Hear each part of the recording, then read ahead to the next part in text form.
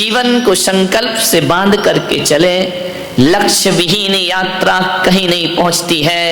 एक बात ध्यान रखना, आदमी चल रहा है चल रहा है चल रहा है, पहुंचा कहां है ये उसे पता ही नहीं है। आदमी चलता तो है, पहुंचता कहीं नहीं है। हम मंदिर जाते हैं, पूजा करते हैं, पाठ करते हैं, पहुंचे कहां? वहीं के वहीं। एक होता है ना कोल्हू का बैल, जो चलता तो बहुत है, उसकी आंख में पट्टी बांध दी जाती है। कोल्हू को जानते हैं? तुम लोग तो जानते होगे। कोल्हू का बैल जो होता है, उसकी आंख में पट्टी बंधी रहती है। एक लकड़ी के खंबे से बांध दिया जाता है, गोल गोल घूमता है और मन में यही सोचता है बहुत यात्रा हो गई, आज बहुत चल लिया, सुबह से शाम चलते जा रहा चलते जा रहा चलते जा रहा है। वह सोचता है कि यात्रा बहुत कर चुका, लेकिन नादान जब शाम को पत्ती खुलती है तो कोल्हू का बैल चलता तो बहुत है लेकिन पहुंचता कहीं नहीं है। जहां से यात्रा शुरू होती है वहीं अपने को खड़ा हुआ। कहीं ऐसा जीवन हमारा तो नहीं? हम उपवास भी करते हैं, एकासन भी करते हैं, धर्म ध्यान भी कर लेते हैं, पूजा पाठ भी कर लेते हैं, माला जाप भी कर लेते हैं, लेकिन जब मौत आके हमारी पट्टियां खोलती है तो लगता है हम चले तो बहुत हैं लेकिन पहुंचे कहीं नहीं है। वहीं के वहीं अपने आप को खड़ा हुआ पाते। विचार करो, 5-5 पूजा कर ली, घर जाने के बाद क्रोध चालू, त्याग कर लिया, संयम ले लिया, विपरीत परिस्थिति पड़ी, क्रोध चालू, मान बरकरार है, मायाचारी चल ही रही है, पूजन पाठ चल रहा है, इधर धर्म भी चल रहा, उधर कर्म भी चल रहा है, इधर पाप भी चल रहा, उधर पुण्य भी चल रहा है। विचार करिए, ऐसा लगता है कि चले बहुत लेकिन पहुंचे कहीं नहीं। 4 शराबी थे, ना जाने उनको क्या सूझी, आवाज सही कर, बोले चलो नौका विहार करते हैं। एक नदी में पहुंचे, नाव में बैठे चारों शराबी, चप्पू चला रहे हैं, पतवार चला रहे हैं। कहते कि रात पूरी बीत गई, सवेरा होने को आया, पतवार चारों ने बारी बारी से चलाई। कुछ देर, कुछ घंटे पहले शराबी ने चलाई, कुछ घंटे दूसरे शराबी ने चलाई, चलाते जा रहे हैं। एक शराबी ने कहा कि यार सुबह होने को आई, उतर के तो देख किनारा दूसरा आया या नहीं आया। शराबी उतरा, उसने देखा, बड़ी जोर से हंसा। अरे उसने कहा पागल तू हंसता काहे को है? दूसरे से कहा तू आके देख ले। वो उतरा, उसने देखा, वो भी बड़ी जोर से हंसा। 2 बैठे थे, दोनों ने कहा यार पागलो हंस क्यों रहे हो, बताओ ना अपना किनारा आया कि नहीं आया। तीसरा उतरा, वो भी हंसा, चौथा उतरा, वो भी हंसा, चारों ठाके मार के हंस रहे हैं। बोले हंस रहे क्यों है?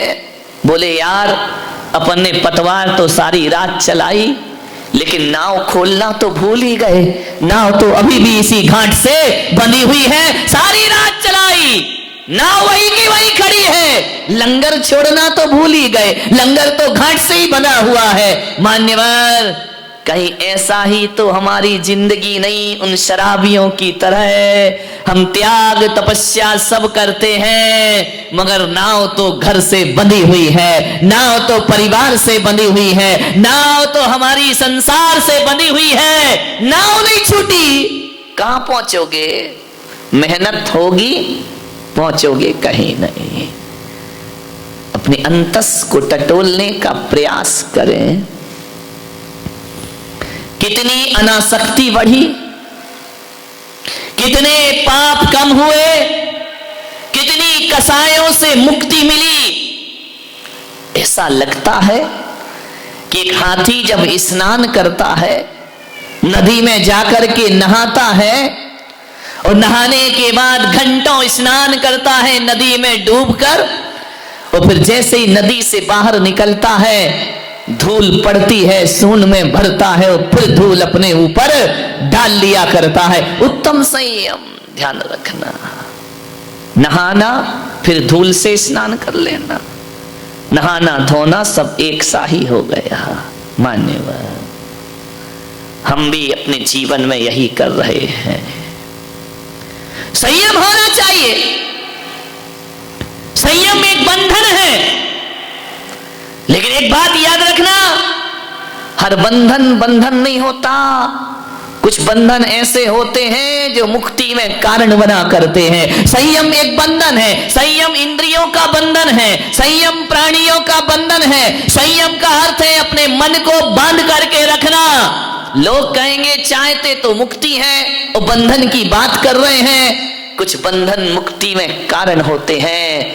एक बेल को यदि ऊपर चढ़ना है घर के ऊपर, तो उस बेल को किसी पेड़ के सहारे से बंधना पड़ता है, उस बेल को किसी लकड़ी के सहारे से बंधना पड़ता है। और जब वह बेल किसी लकड़ी का बंधन स्वीकार कर लेती है तो बेल नीचे नहीं जाती, बेल ऊंचाइयों को प्राप्त किया। एक बात बताओ, कुआं है, बाल्टी है, बाल्टी में रस्सी का बंधन है, ये बंधन उसका पतन है या उत्थान है?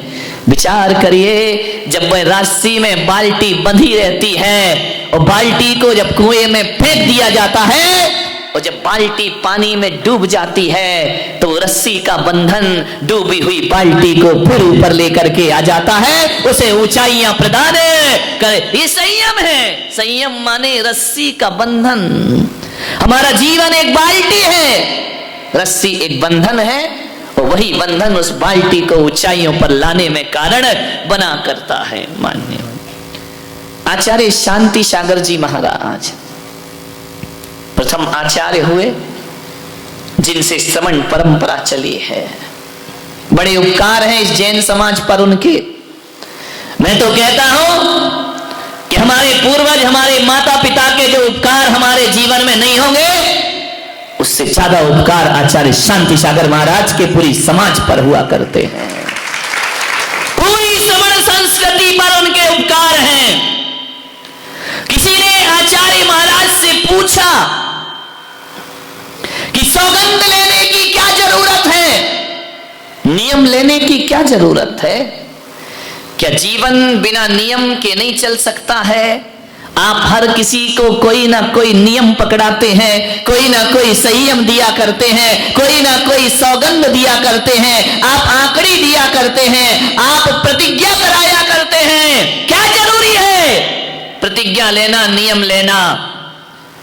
ऐसे भी तो जी सकते हैं ना। जिंदगी को जीना है, जीते रहो। आचार्य शांति सागर महाराज ने कहा कि सच कहते हो, कोई जरूरत नहीं है नियम की, जिंदगी तो जी सकते हो। जिंदगी तो एक जानवर भी जिया करता है, जिंदगी तो एक पशु भी जिया करता है। जिंदगी जीना कोई बहुत बड़ी बात नहीं हुआ करती है। लेकिन उन्होंने कहा जरा ये बताओ कि बिना नियम के जिंदगी चलती कैसे है? एक बात बताओ बारामती वालों, एक व्यापार करते हैं आप, दुकान चलाते हैं, उसके भी कुछ नियम कायदे होते हैं या नहीं होते हैं? एक नियम होता है कितने बजे दुकान खोलना और कितने बजे दुकान को मंगल करना, यह भी एक नियम हुआ करता है। ग्राहक से कैसे बातें करना, यह भी एक नियम हुआ करता है। अरे कब खाना, कब पीना, कब सोना, कब उठना, यह भी एक नियम हुआ करता है। एक बात तो बताओ, आचार्य महाराज ने कहा कि बिना नियम के जिंदगी चलती कहां है? अरे बच्चे को विद्या अध्ययन करना है तो स्कूल जाने का भी एक नियम होता है और स्कूल से लौटने का भी एक नियम है। बिना नियम के कैसे चलेगी जिंदगी? अभी 7 बजे से आपने पूजन अभिषेक की, यह भी एक नियम है, यह भी एक अनुशासन है। 9 बजे पूजन समाप्त, यह भी एक नियम है। 10 बजे तक प्रवचन, यह भी एक नियम है।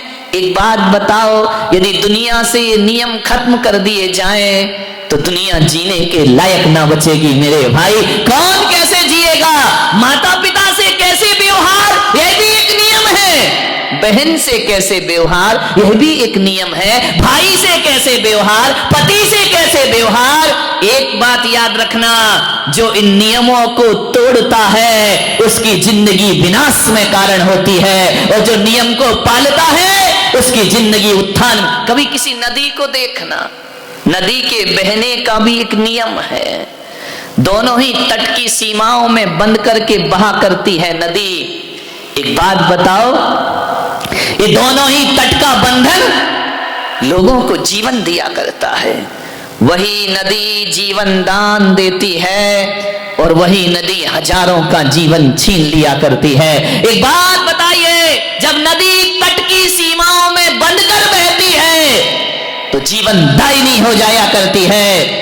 जब तट की दोनों किनारों की सीमा और संयम को तोड़ती है तो वही नदी लोगों के सर्वनाश में। मुंबई देख रहे हैं क्या हाल है, क्या तबाही मची है, क्या अफरा तफरी मची है, पानी पानी हो रहा है। एक बात याद रखना, यही पानी जीवन है, यही पानी मौत है। एक बात याद रखना, उसी पानी से कीचड़ मचता है और उसी पानी से कीचड़ साफ भी हुआ करता है। आपके पैरों में कीचड़ लगता है पानी की वजह से, और आपके पैरों को साफ किया जाता है तो पानी। वही चीज जीवन है, वही चीज मौत है। जब कोई भी चीज समय से, संयम से ज्यादा हो जाती है, यहाँ पे डॉक्टर लोग बैठे हैं, दवाई जीवन भी है, दवाई मौत भी है। कितनी गोली खाना, कितनी दवा लेना, ये संयम है। उसकी मात्रा से ज्यादा लिया तो वह दवा भी तुम्हारे लिए मौत में कारण बन जाया करती है। तो जीवन को ऊंचाइयों पर ले जाना है तो संयम रखना बहुत जरूरी है मेरे भाई। आप ग्रस्त हैं, ग्रस्त जीवन में रहते हैं, छोटे छोटे व्रत लिया करो, उन्हें अणुव्रत कहा जाता है, और अणुव्रत के संस्कार हमारी चेतना में होना बहुत जरूरी